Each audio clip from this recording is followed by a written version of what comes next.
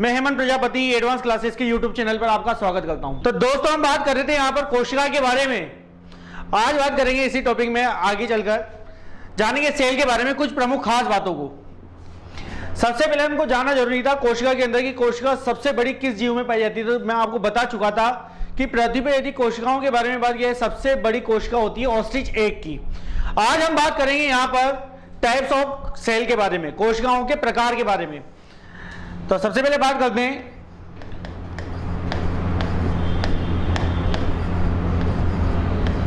Types of cell के बारे में, कोशिका के प्रकार की। कोशिकाएं जो है कितने प्रकार की होती है जो पृथ्वी पर जीव जंतु उपस्थित हैं।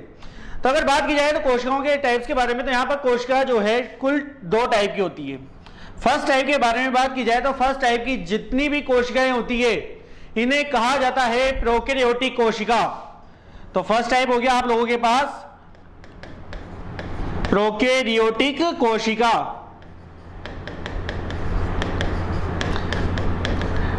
प्रोकैरियोटिक कोशिकाओं के बारे में बात की जाए तो प्रोकैरियोटिक कोशिकाएं जो होती है ये केवल और केवल सूक्ष्म जीवों में पाई जाती है। जो जीव जंतु छोटे होते हैं जैसे कि बैक्टीरिया, तो उनके अंदर ये कोशिकाएं पाई जाती है। तो यहां पर आपको ध्यान रखना है कि जितनी भी प्रोकैरियोटिक कोशिकाएं होती है ये होती है ज्यादातर सूक्ष्म जीवों में। जैसे कि आपसे जानना जाता है कि किस प्रकार के सूक्ष्म जीवों में ये कोशिकाएं उपस्थित होती है। तो ये कोशिकाएं उपस्थित होती है यहां पर जीवाणुओं में एवं नीलहरित शैवालों में। ये आपको ध्यान रखना है। अब जैसा कि मैं आपको बता रहा हूं कि प्रोकैरियोटिक कोशिका टाइप में फर्स्ट आता है, तो आपको जानना जरूरी है कि ये एक जीवित कोशिका है। तो यहां पर ये कोशिकाएं आगे कैसे बढ़ती है, 1 से 2 के प्रोसेस में कैसे इनमें डिवीजन होता है, कैसे कोशिका विभाजन होता है यहां पर। तो जितनी भी प्रोकैरियोटिक कोशिकाएं होती है इनमें कोशिका विभाजन के लिए या इनके लिए सेल डिवीजन के लिए हमेशा यहां पर गुणसूत्र के रूप में या क्रोमोसोम के रूप में यहां पर केवल और केवल डीएनए ही कार्य करता है। तो यह आपको ध्यान रखना है कि यहां पर गुणसूत्र के रूप में कौन कार्य करेगा, केवल और केवल डीएनए कार्य करेगा। डीएनए यहां पर आप लोगों से कई बार जानना चाहेगा कि डीएनए को किस नाम से जाना जाता है, इसका फुल फॉर्म क्या होता है। तो इसको हम जान लेते हैं कि डीएनए को क्या कहा जाता है। इसे कहता है डीऑक्सी राइबो न्यूक्लिक एसिड। तो डीऑक्सी राइबो न्यूक्लिक एसिड के नाम से जाना जाता है डीएनए को। अब जैसा कि मैं आपको बताना चाह रहा हूं कि प्रोकैरियोटिक कोशिकाएं जीवित कोशिकाएं हैं, तो प्रत्येक जीवित कोशिकाओं में कई सारे प्रमुख पार्ट्स होते हैं। इन्हीं पार्ट्स में आप लोगों से जानना चाहेगा कि जितनी भी प्रोकैरियोटिक कोशिकाएं होती है इनमें श्वसन अंग क्या होता है, ये कोशिकाएं कहां से श्वसन करती है। तो प्रोकैरियोटिक कोशिकाओं के बारे में बात की जाए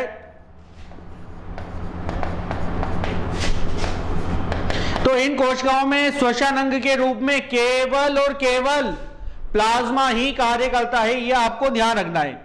तो आपको ध्यान रखना है कि यहां पर श्वसन अंग के रूप में कौन कार्य करेगा, केवल प्लाज्मा। इसी प्रकार से आते हैं कोशिका के सेकंड टाइप की तरफ। सेकंड टाइप की कोशिकाओं के बारे में बात की जाए तो सेकंड टाइप की जो कोशिकाएं होती है इनको नाम दिया गया है यूकेरियोटिक।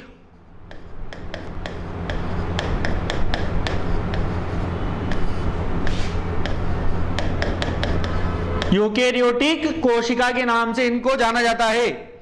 अब बात की जाए कि यूकेरियोटिक कोशिकाएं जो होती है ये कहां पर पाई जाती है, तो ज्यादातर सभी जीव जंतुओं में जो कोशिकाएं निर्मित होती है या जो कोशिकाओं का निर्माण होता है वो कौन सी कोशिकाएं कहलाती है, ज्यादातर यूकेरियोटिक कोशिका। तो ये ज्यादातर जीवों में पाई जाती है, आपको ध्यान रखना है। जैसे कि हमारे शरीर में भी जो कोशिकाएं बनी हुई है वो कौन से टाइप की होगी, यूकेरियोटिक।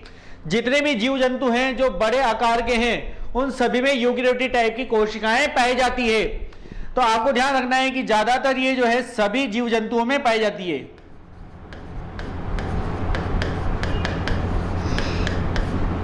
ठीक है, आगे बात करते हैं। जैसा कि हमने जाना कि कोशिकाओं में एक प्रमुख श्वसन अंग होगा, तो यहां पर यूकेरियोटिक कोशिकाएं जो होती है इनमें श्वसन अंग के रूप में कौन कार्य करेगा। जैसा कि बात की थी हमने प्रोकैरियोटिक के बारे में, प्रोकैरियोटिक कोशिकाओं में गुणसूत्र के रूप में श्वसन के रूप में केवल कार्य करा था प्लाज्मा ने। जितनी भी यूकेरियोटिक कोशिकाएं होती है यहां पर श्वसन अंग के रूप में कार्य करता है हमेशा माइटोकॉन्ड्रिया। ये आपको ध्यान रखना है कि जितनी भी यूकेरियोटिक कोशिकाएं होती है इनमें श्वसन अंग के रूप में कौन कार्य करेगा? माइटोकॉन्ड्रिया कार्य करेगा। फिर आगे बात करते हैं कि यूकेरियोटिक कोशिकाएं जितनी भी होती है इनके अंदर गुणसूत्र के रूप में, क्रोमोसोम के रूप में कौन कार्य करता है? तो यूकेरियोटिक कोशिकाओं में गुणसूत्र के बारे में बात की जाए तो यहां पर गुणसूत्र के रूप में कार्य करता है हमेशा क्रोमेटिन। तो क्रोमेटिन जो है यहां पर गुणसूत्र के रूप में कार्य करता है, लेकिन आपसे जानना चाहता है पेपर में कि ये क्रोमेटिन जो है ये किस पदार्थ से मिलकर बना होता है, इस क्रोमेटिन में क्या क्या मिला हुआ है। तो इस क्रोमेटिन के अंदर दो प्रमुख पदार्थ मिले हुए हैं। बात की जाए फर्स्ट नंबर पर तो इसमें होता है डीएनए, और इसके साथ जुड़ा होता है डीएनए के साथ यहां पर हिस्टोन प्रोटीन।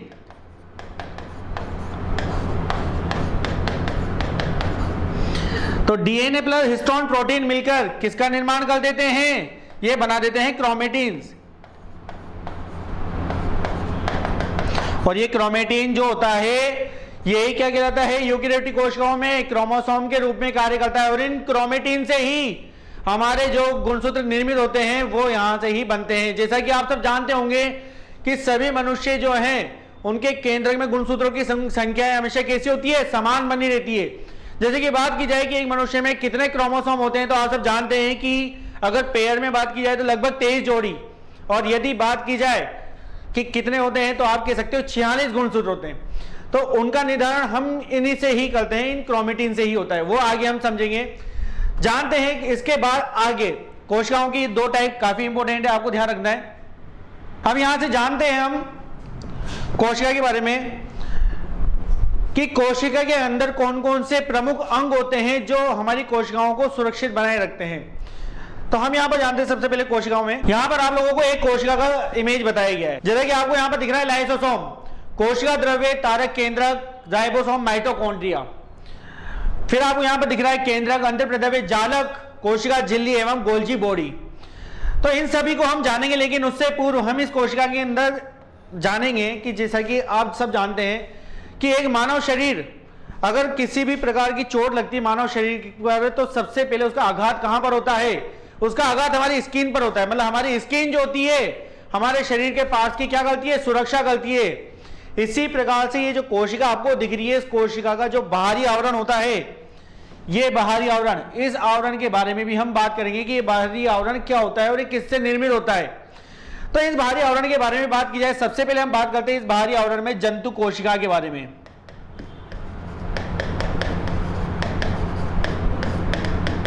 कि जंतु कोशिकाएं जो होती है उनके अंदर कोशिका का जो ये बाहरी परत होती है, बाहरी आवरण होता है, ये किससे मिलकर बना होता है? तो यहां पर जो आपका बाहरी आवरण है इसके बारे में बात की जाए तो इसको पहले नाम क्या दिया जाता है? तो इसे कहा जाता है यहां पर कोशिका झिल्ली के नाम से जाना जाता है। ये आपको ध्यान रखना है, किस नाम से जाना जाएगा इस बाहरी परत को? कोशिका झिल्ली के नाम से। अब बात की जाएगी कोशिका झिल्ली किससे मिलकर बनती है, तो जनरल सी बात है कि मनुष्य जो खाएगा, जो हम ग्रहण करते हैं उसी से ही हमारे शरीर की कोशिकाओं का निर्माण होगा। तो ये हमारा जो कोशिका की परत है वो भी इन्हीं पदार्थ से मिलकर बनी हुई है। जैसा कि हम भोजन में खाते हैं कई सारे खनिज पदार्थ, कई सारे प्रोटीन, विटामिन, उन्हीं से ही हमारी कोशिका झिल्ली का निर्माण होता है। तो यहां पर आपको ध्यान रखना है कि जो कोशिका झिल्ली है जो जंतु कोशिकाओं में पाई जाती है, इसका निर्माण होता है वसा से और प्रोटीन से। किससे मिलकर होगा? वसा और प्रोटीन से मिलकर बनती है ये बाहरी परत। अब इस बाहरी परत का क्या प्रमुख कार्य है, तो इसके कार्य के बारे में चर्चा की जाए तो कार्य बिल्कुल सरल सा है। हमारे शरीर में जैसे कि हमारी त्वचा है, हमारे शरीर में हमारी त्वचा क्या कार्य करती है? हमारे आंतरिक अंगों को क्या करती है? सुरक्षा प्रदान करती है। इसी प्रकार से ये जो बाहरी परत होती है किसी भी कोशिका के अंदर, ये क्या करेगी? सबसे पहला कार्य कि कोशिका के अंगों को क्या करेगी? सुरक्षा उपलब्ध कराएगी। सबसे पहला क्या है कार्य इसका? सुरक्षा उपलब्ध कराना। इसके अलावा एक निश्चित आकार अंगों को उपलब्ध कराना। अंगों को क्या देना है? एक निश्चित आकार देना है। इसके अलावा यदि बात की जाए तो इन सभी अंगों को सहारा भी कौन प्रदान कर रहा है? इन सभी अंगों को सहारा प्रदान करने का कार्य भी क्या होगा, इस आवरण का ही होगा। यहां पर आपको इमेज में भी बताया गया है, इसे हम किस नाम से जानते हैं, देखो कोशिका झिल्ली। और ये किससे मिलकर बनी हुई है, लिपिड से और प्रोटीन से मिलकर बनी हुई है। तो लिपिड जो है एक प्रकार का वसा है यहां पर हमारे सामने। फिर आगे बात की जाए कि ये तो चलो हमने जंतु कोशिका के बारे में जाना, अगर बात की जाए पादप कोशिका के अंदर, तो पादप कोशिका में भी हम मान लेते कि इस प्रकार से हमारे पास एक पादप कोशिका है और इस कोशिका के इस बाहरी आवरण को हम किस नाम से जानेंगे। तो अगर पादप कोशिकाओं में बात की जाए तो इस बाहरी आवरण को हम पादप कोशिका में नाम देते हैं कोशिका भित्ति। तो हम बात कर रहे हैं सेकंड नंबर पर पादप कोशिका में। पादप कोशिका में इसे नाम दिया गया है कोशिका भित्ति के नाम से। कोशिका भित्ति या सेल वॉल कहा जाता है इसे, कोशिका की दीवार ही है। अब यहां पर इसके बारे में जाने कि ये किससे निर्मित होगी, तो आप सब जानते हैं कि पेड़ पौधे अपने भोजन को कैसे बनाते हैं, पेड़ पौधे अपने भोजन को बनाते हैं प्रकाश संश्लेषण से। प्रकाश संश्लेषण के लिए 4 तत्वों को ग्रहण करते हैं, जिसमें होता है सूर्य का प्रकाश, कार्बोहाइड्रेट, इसके अलावा होती है CO2 कार्बन डाइऑक्साइड, और होता है पर्णहरित जिसे हम कहते हैं क्लोरोफिल। तो 4 तत्वों को मिलाकर पेड़ पौधे अपने लिए भोजन बनाते हैं और इससे इनकी कोशिकाओं का निर्माण होता है। तो सबसे पहले जाने कि कोशिका भित्ति का निर्माण होता कैसे है।